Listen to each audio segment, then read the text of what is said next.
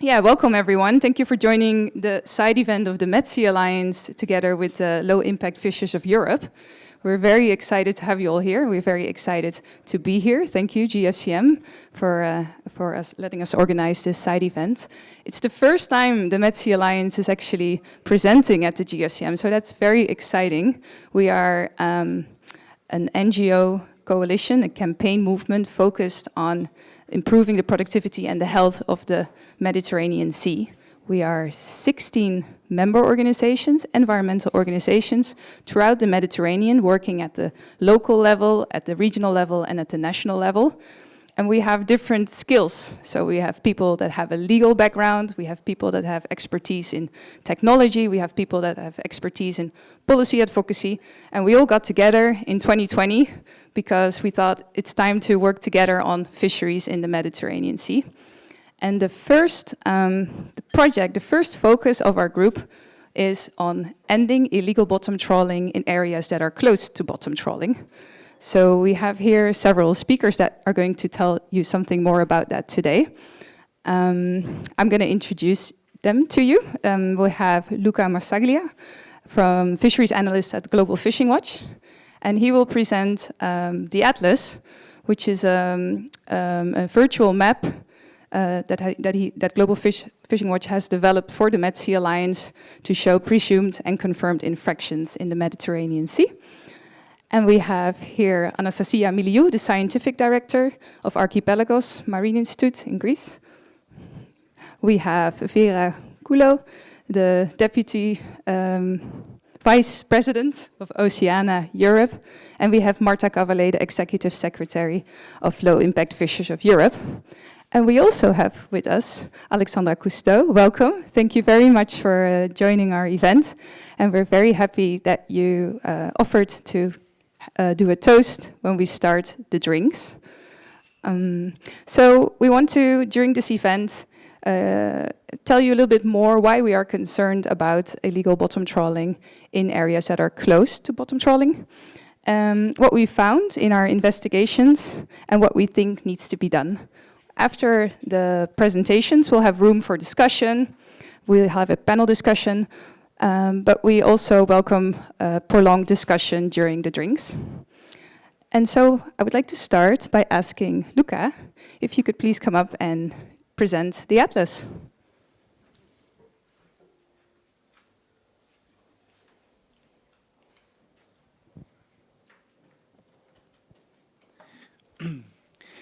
Thank you, Karlijn. I was already introduced. My name is Luca Marsaglia, and I'm a fisheries analyst for Global Fishing Watch.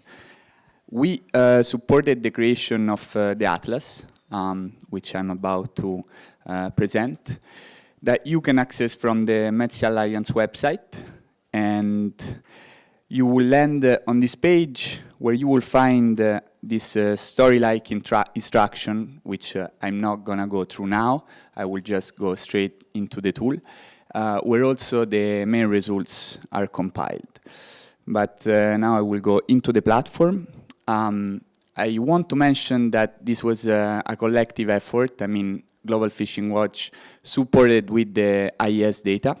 I don't know if everyone is confident with the IES data, but stands for Automated Identification System, and is a device that is on board of fishing vessels, sometimes mainly for safety.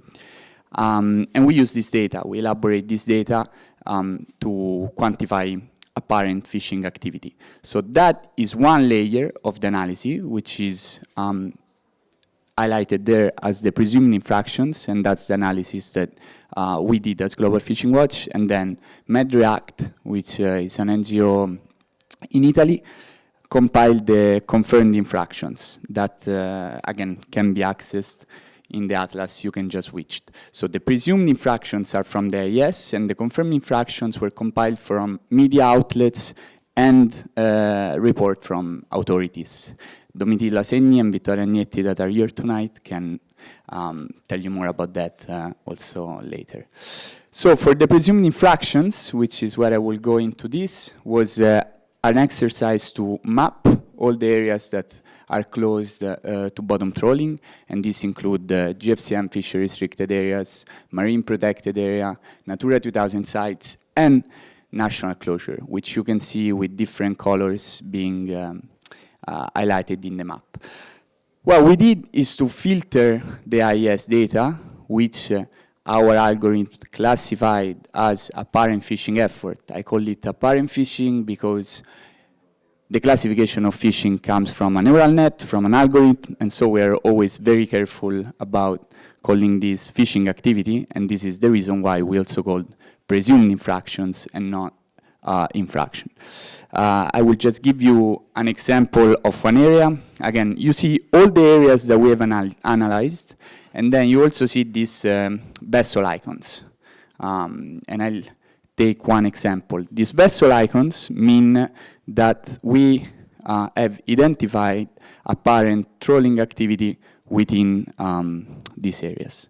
So if we click on this vessel icon, there is a report, a little report that will load with the different information that came out from the IES. There is a description of the area in question and some of the information that comes up from the IES data. We also highlight the vessels that have a secondary register gear, just to make sure that, again, pointing out that these vessels could also not be trawling but use a secondary gear. And we load information like the apparent fishing days that were recorded and how many vessels, and the date of the analysis go from 2020 to 2021. So we did, there is also a full report with more information, with map of apparent fishing activity. We did this for around 700 little areas, and for the Mediterranean. And of course, for the presumed infraction, this mainly focus on EU countries because it's the countries for which we have IES available. And yeah, I invite you to play with the tool. There are a few functionalities, and we're here for questions anyway. Thank you. Thank you, Luca. Can I ask you one question? Because I mainly see yellow bulbs in the northern area, let's say. Can you explain why that is? Yeah, I was just mentioning that, but IES is mandatory for for EU countries, for vessels that are larger than 50 meters, and there is very little IES available for the southern countries. So that is the reason why for EU countries we have a lot of tracking data available thanks to the IES. For the southern, we have none. And again, we also see a lot of presumed infractions around Italy, but that's also because a lot of closed areas were identified in Italy, and that's also is what make the results to be skewed that way, let's say. Thank you. Thanks for explaining. Thank you. Okay, then we have 3 member organizations who have done investigations in countries looking into potential illegal bottom trawling in closed areas. One of them is in Greece. Do you want to set up the presentation? We also had EGF, Environmental Justice Foundation, doing an investigation in Tunisia, and we had MedReact doing an investigation in Italy. But for today, we'll have Anastasia.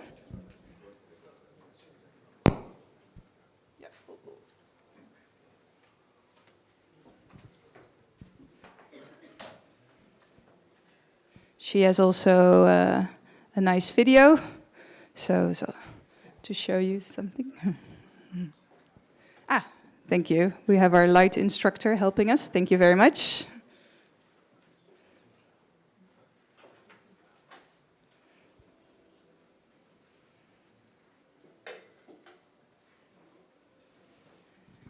All right. I'll help you. Here, you want to start? I'll help you.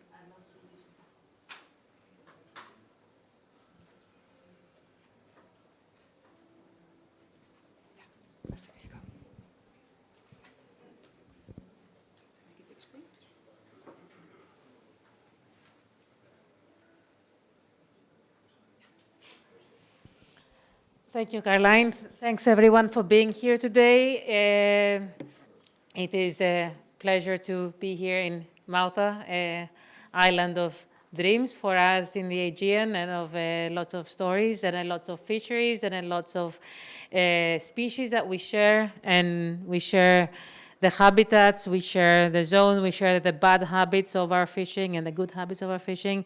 And it's time to share the solutions as well in what I think we all understand as the urgent need to make a change and to end destructive fisheries.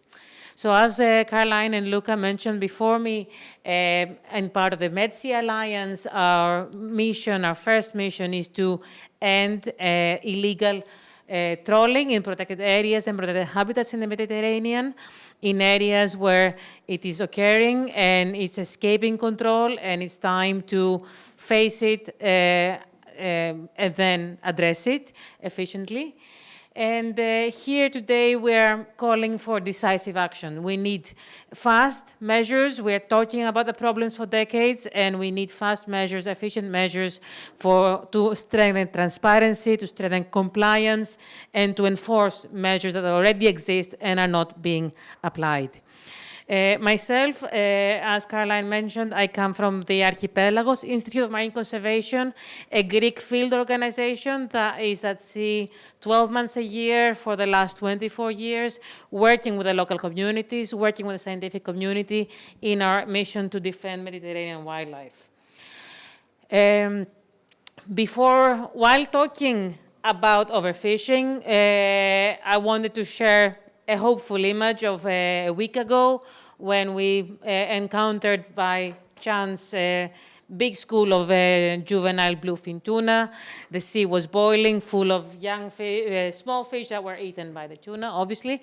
An image that gives us hope, a hope that it's not too late, that despite our inactivity and inefficiency to manage fish stocks, they are coming back, they're here, and reminds us of our shared responsibility. 73% of the assessed stocks in the Mediterranean are fished outside biologically sustainable limits. And fishing pressure is on average twice the sustainable level. This is a fact that we all know, and this is a fact that we all need to address. One of the key reasons for this decline of fishing, I mean, there are many reasons, and there's not the time to analyze them, is overfishing and fishing by large gear, by trawlers in areas where they're not supposed to be, escaping control.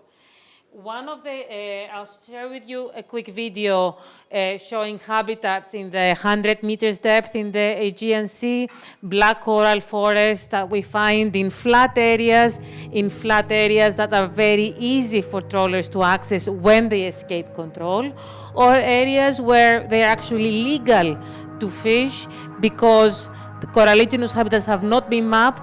These vulnerable habitats, the sea pen gardens, all these vulnerable habitats that are protected by international law, that are important for the survival and the regeneration of fish stocks.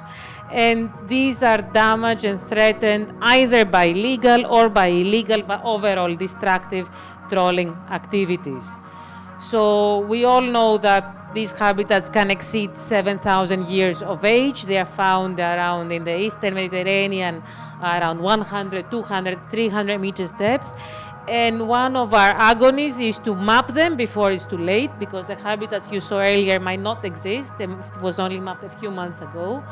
And for this reason, we share knowledge, local ecological knowledge from fishermen who share the same agony that we are running out of time to protect.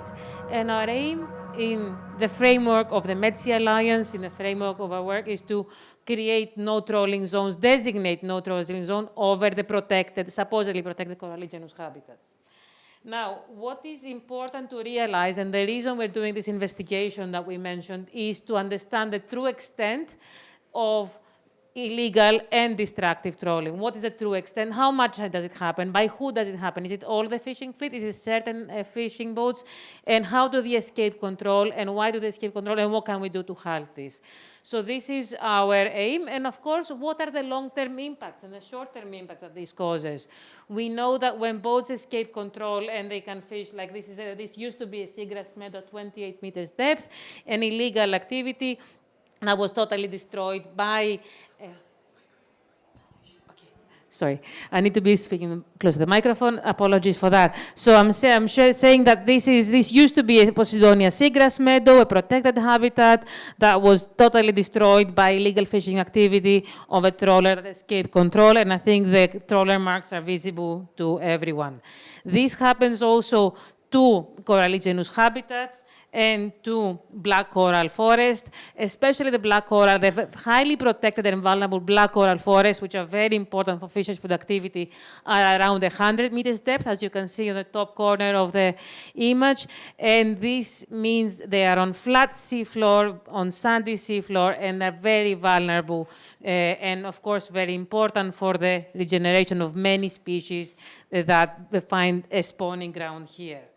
So what we need to realize is that every day we lose, the damages caused are irreversible, and we're talking about habitats that grow 0.00 millimeters per year. So the damage that we allow, or we all of us allow, directly or indirectly, is irreversible for the habitats and for the communities and for the fisheries and for the health of our seas.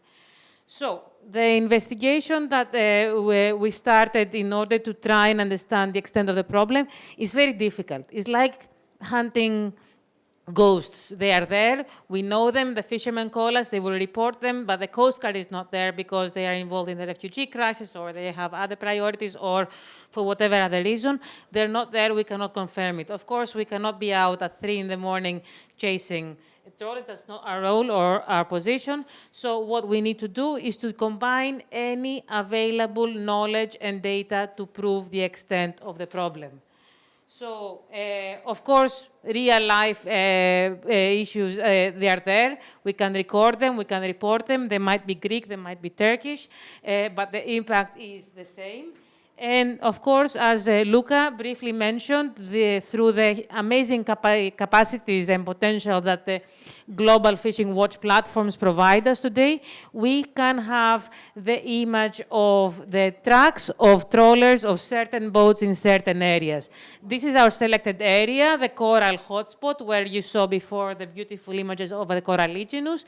And this is the tracks of 2 vessels, one is the red and one is the yellow, between 2016 and 2021, and how much they have been trawling while they had the AIS on, while they were fishing in legal waters. So the data of the Global Fishing Watch is then combined the analysis with the on-site observations by the research boats, by researchers and other reliable sources that we're trying to couple and understand, again, the extent of the problem with the aim to urge the authorities to take the action they have to in order to prevent further damage.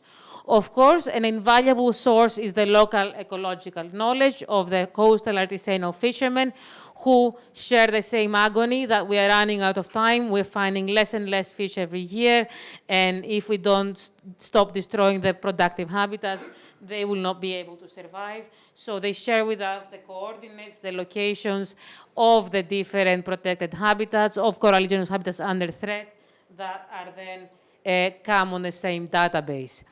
What is invaluable is now the technology that allows us, through the Global Fishing Watch, to find the problem.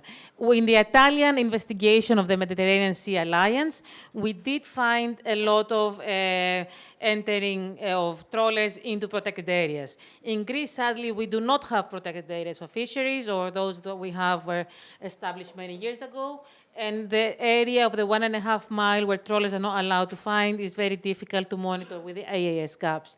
So what we managed to carry out through this, after months of searching, was to try and find patterns of when do boats switch off their AIS, since we cannot access the VMS data.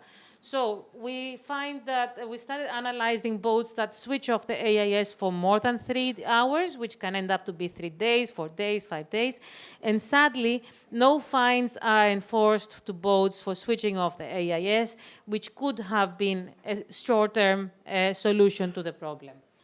The preliminary results are quite interesting because as compared to other types of boats, the key, this is an analysis from January 2020 to March 2023, and this graphs shows us how many vessels per category in the experience study area in a small corner of the Eastern Aegean Sea, the hotspot of biodiversity in the Eastern Aegean Sea, switch off the AIS. And we can see, obviously, that the vast majority are trawlers.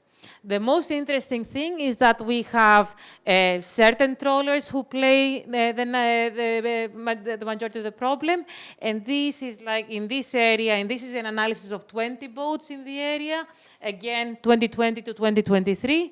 6 trawlers account for more than 75% of the gaps. So there's 6 boats that are repeatedly switching off the AIS, and they can close it for 3 or 4 days, while we know they're active and fishing according to the other data sources. Other interesting preliminary results have to do with an area a bit further north in the Gulf of Thermaikos, which is a closed area for fishing. But despite the regulations, we observed, again through the same analysis technique, 1,418 fishing days in a closed zone by 32 vessels, as it is also described in the atlas.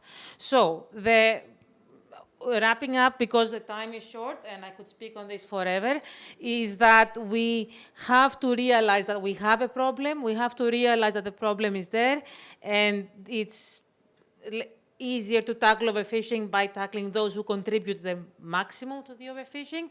The legislation is here, the enforcement is not, and what we are carrying out as the Mediterranean Sea Alliance is gathering data to be provided to the authorities very soon in order to encourage and catalyze action. We are running out of time. We are very stressed. I feel that years are passing. We meet again and have a lovely time in Malta or elsewhere. But we share the responsibility of changing things and really addressing overfishing and not just talking about it. Thank you very much for your attention.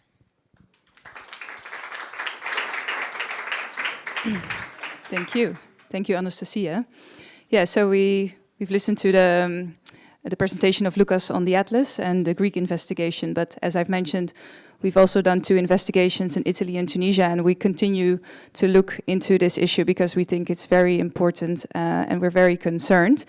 But we have also here with us Marta from the Low Impact Fisheries of Europe, and we'd love to hear from you how small-scale fisheries look at this concern. So thanks, Karlijn. It told me I need to stand up. Okay, so yeah, I mean, we thought it was very important to join a bit the events today and the call to action, because it's not just the environmental aspect that mostly Anastasia was kind of highlighting, but it's also a social claim. Well, let me introduce myself. I'm Marta Cavallé, I'm the Executive Secretary of LIFE. And LIFE is a network of small-scale fisheries organizations across Europe. Our aim is to unite small-scale fishers to achieve fair fisheries, healthy seas, and vibrant communities. And we represent like 32 organizations across 15 countries in the EU, and we represent about 10,000 fishers across Europe. And yeah, so basically, when we ask our members, like 10 years ago, what was the main challenge that they were facing, there was lots of reasons, of course. The most repeated was access to fisheries resources, especially in the Northern Sea, access to markets, low profitability, etc. And kind of the lack of fish or the declining resources was there, but not as strong as now. I mean, now we talk to every fisher, and they claim repeatedly that the change has been dramatic, and they have lack of fish all over. So the sense of urgency is felt by every meeting we are having. And I think this is kind of shared now with the fishers that you were talking about before, and we heard today as well. So there's lack of fish. Of course, this has effects on the profitability, on the prospects of future.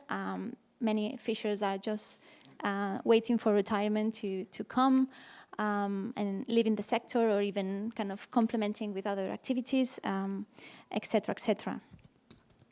And of course, the reasons are many, of course, many-fold, but two are the main ones. One is non-proper fisheries management, and still having the industrialization of fisheries in the heart of all the policies, even though we talk about small-scale fisheries, but are not in the center of the policies.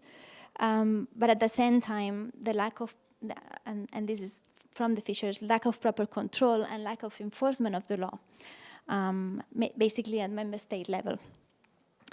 So our members are claiming their countries to have more implementation, better control, better enforcement of the and sanctioning, etc. And even promoting marine protected areas, because they think that in marine protected areas there will be more control in there. But as we see today, this is still not happening.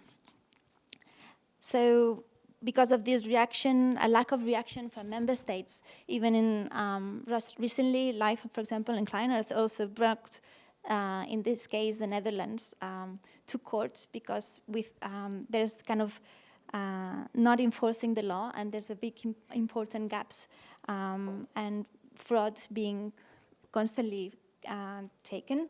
Huge quantities of illegal fish are entering the EU markets, and overfishing are keeping happening with impunity. And I wanted to highlight the word impunity, because we are talking about a common good that it's shared with all of us, that it belongs to all of us. And of course, there's the direct consequences that Anastasia was talking about in the habitats and so on. But I think the sense of impunity works in a more deeper level, no? Because it's telling to the rest of the colleagues that it doesn't matter that you fish well or you fish not well, you just fish in one way or another, because there's no consequences. And these consequences lead to a lack of trust in the system and a loss of hope for those that want to continually doing things well. And I think this is what we cannot make it happen to anymore. And I think this is what needs to be changed in our system. We cannot lose more hope, because we don't have it anymore otherwise. Of course, illegal fishing, and especially those more impactful. I mean, illegal fishing in every sector, of course, also small-scale fishing sector. But we want to say that of those that have more impact, I think the ones that need to be addressed more radically, because it leads to unfair competition. It leads to depressing price markets that affects all the sector, not just us.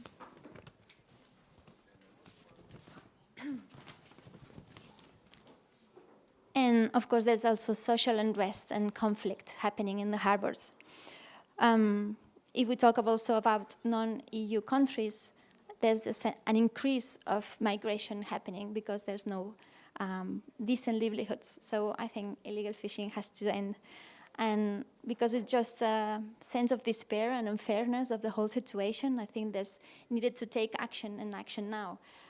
This is a call for all these member states to really take action and take seriously the subject, allocate the needed budget, needed resources, human resources, inspectors, etc., and the technology to work at its service. And I think especially push for those that are more impactful, and by changing few of them could change also change the vicious circle to a virtuous circle. And I leave that to you back. Thank you thank you, Marta.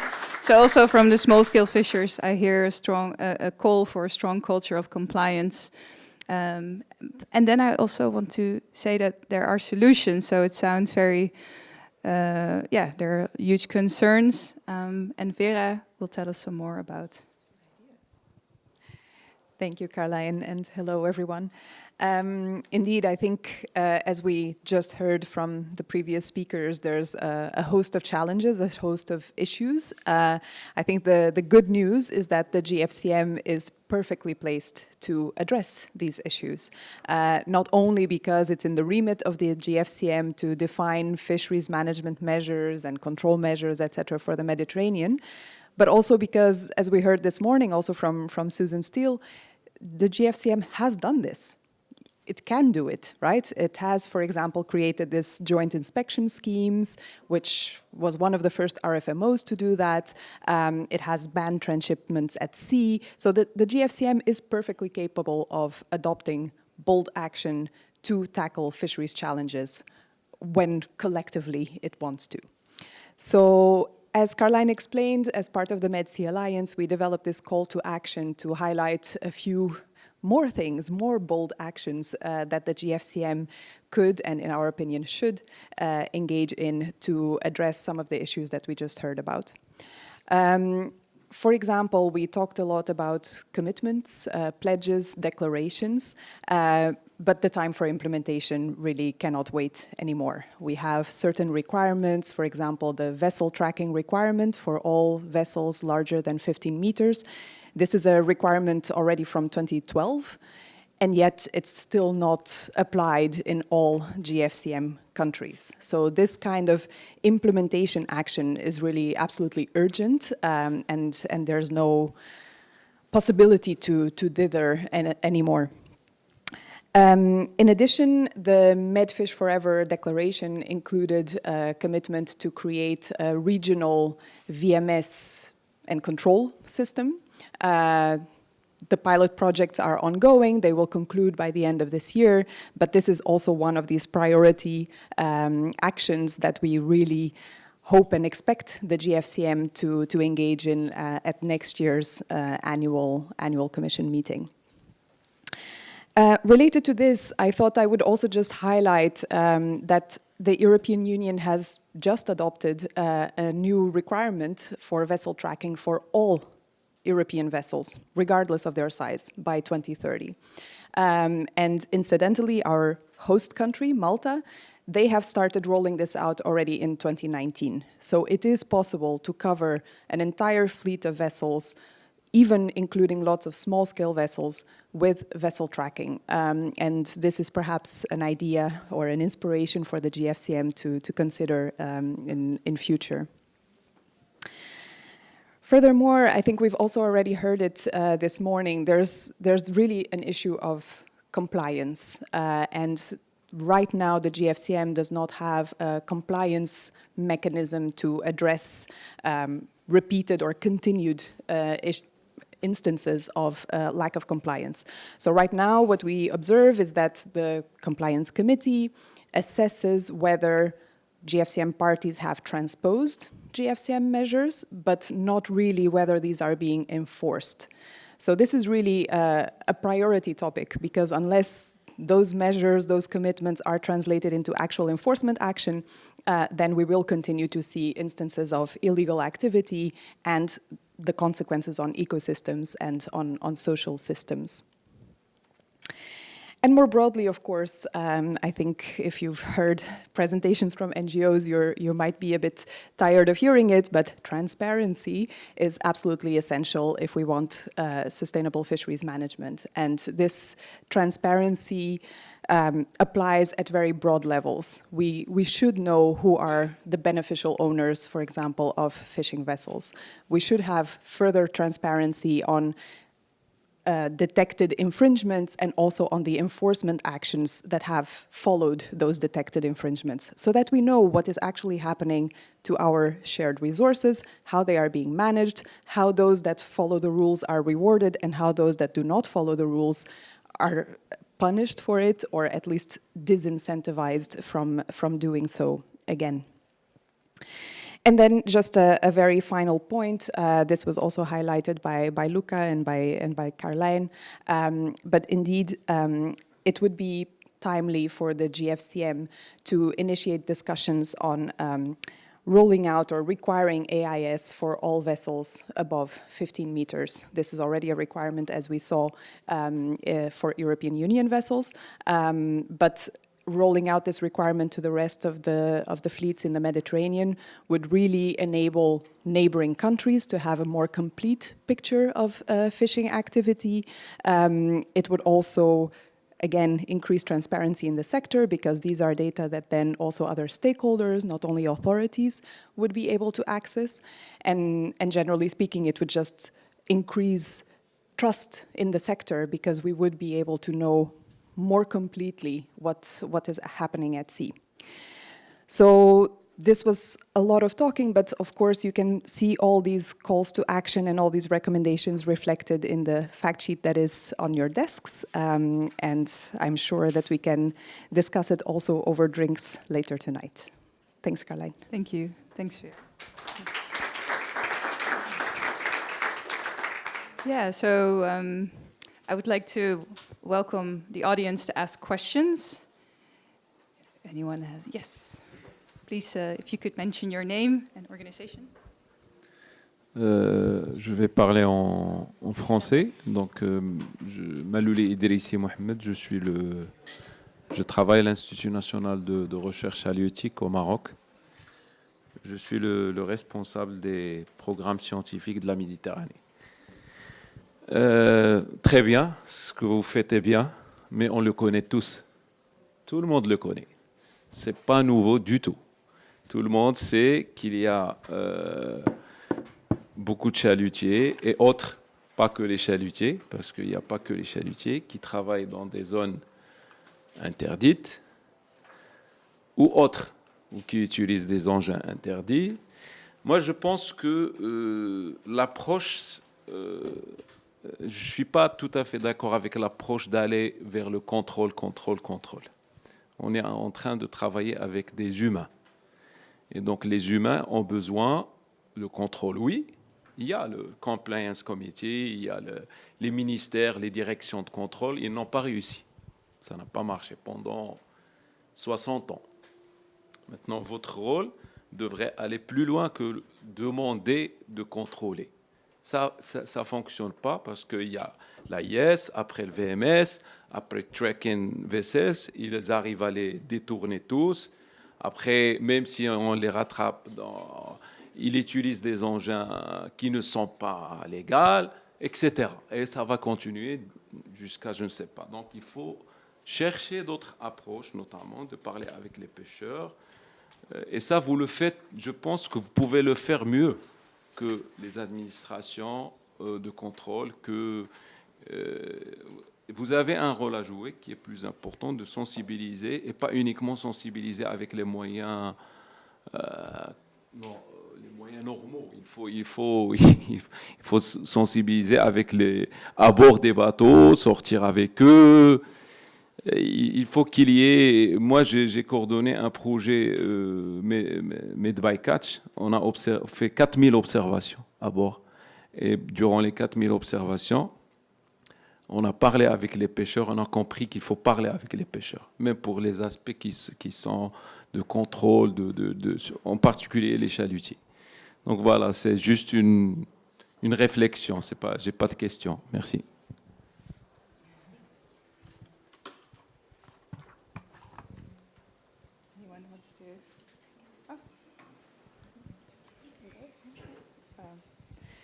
Thank you for the reflection, and I think we agree on many things and perhaps not exactly on others. I really don't think it's an either-or proposition. So of course there has to be this work of talking to fishers, sensibilizing fishers, learning from them, understanding their challenges. This work that is necessary and important does not void the need and the importance of also establishing rules and controlling and enforcing those rules. Because we all know from our own personal lives, from our experiences in society, you can set a traffic rule, but if there's no traffic camera, the likelihood that people follow those rules goes down. Some will follow the rules because the rule is there. But some will say, well, there's a rule, but nobody is watching me, and therefore maybe I don't need to follow it, or I don't need to follow it all the time. So the three elements are necessary. Dialogue and sensibilization, absolutely. Setting the rules, indeed, but also controlling and enforcement that those rules are followed is also essential.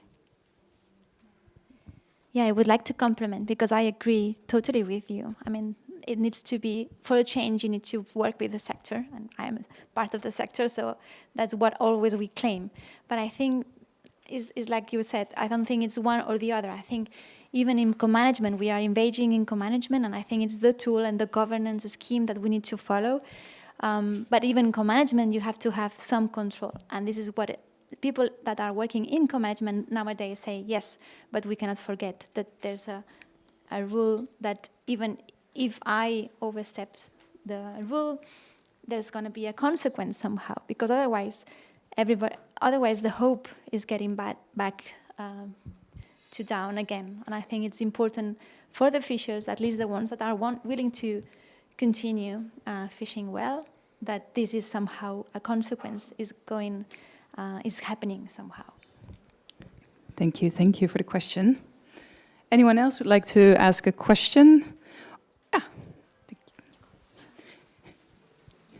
Giuseppe. Thank you. I'm Giuseppe Di Carlo. I work for the Più Bertarelli Ocean Partnership. Thanks very much. And of course, it's hard to disagree with your points. Yes, we do need to educate people, not just fishers, but also people need to respect rules, transparency and compliance, of course. But I wanted to focus for a moment on the call to action. When nobody's going to disagree with stopping illegal activities. And you seem to be focusing the call to action to the GFCM, where it seems to me you might have a number of presumed infractions, particularly in EU member states, which you could potentially provide evidence for prosecution, if your evidence is strong enough. So I just wanted to clarify, of course we all share, and we're all here to share, we're all here to learn. I'm just trying to understand what's your next step, or what's your expected outcome out of the call to action, and if you do have intentions to bring evidence to the authorities for prosecution. Yes. Yeah, let's hear from Anastasia. Very good point, and thank you. I did not mention that part also in my presentation. So experience shows so far, at least for us in Archipelagos Institute, that we cannot solve problems in the little Greece or little Italy or little France, so we need to have a more global approach. So, of course, we need pressure from outside to solve the problems. Otherwise, we would have solved them already. So our investigation, once complete, is going to be shared with the national authorities. And because we have different ministries, other for the enforcement and other for the fisheries management and fisheries, they has to go to the different ministries and urge action on a local level.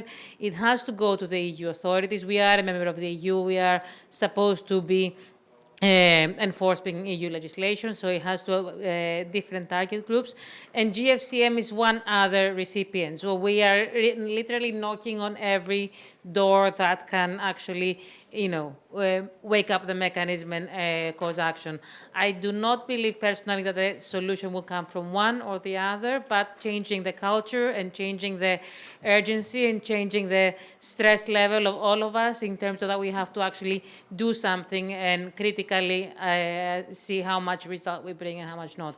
I do not think that anyone disagrees. Everyone agrees that we have to stop illegal and destructive fishing. How do we do it is the action. So as MedSea Alliance, every investigation has different recipients, and all together hope to prove the extent of the problem in multiple countries. So it's not the problem of Greece or the problem of Italy, but it's a Mediterranean problem, and as Mediterranean we have to solve it all together before it's too late. Thank you. I'm looking at the time, and I think we should almost move to drinks. So I would like to ask Alexandra if she would like to say something and then thereby open the drinks. All right. Well, I think we're all ready for drinks, right? I wanted to invite you to drinks so that we can celebrate a momentous occasion, one that does fill us with hope and pride. So this conference in the beautiful country of Malta, which again, I'm so happy to be able to come back to as frequently as I do, has shown that steps have been made towards protecting our beloved Mediterranean Sea. And to protect our shared heritage, I am calling on GFCM members to end illegal bottom trawling in the Mediterranean Sea.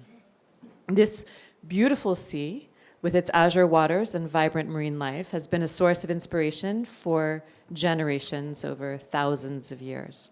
Its shores have witnessed the rise and fall of civilizations, and its depths hold untold stories of life and wonder, many of which my grandfather helped to tell 50 years ago. Illegal bottom trawling, a destructive fishing practice, has threatened the delicate balance of this precious ecosystem for far too long. It has destroyed the seabed, harmed marine biodiversity, and jeopardized the livelihoods of coastal communities. But today, we can raise our glasses in celebration, for the tides of change are upon us. By taking decisive action to end illegal bottom trawling, the GFCM members can choose to protect the Mediterranean's rich biodiversity, safeguard the habitats of its magnificent creatures, and ensure the sustainability of its fisheries for generations to come. If we achieve this, it would be not just a victory for our environment, but also a testament to the power of collaboration. It demonstrates that our united voice can create waves of change. So let's go raise our glasses to the guardians of the Mediterranean, all of you who are sitting here today, to all those who tirelessly championed the cause of improving the health of the Mediterranean, to a Mediterranean free from the destruction of illegal bottom trawling, so that it can remain a beacon of beauty and life for generations to come. Thank you.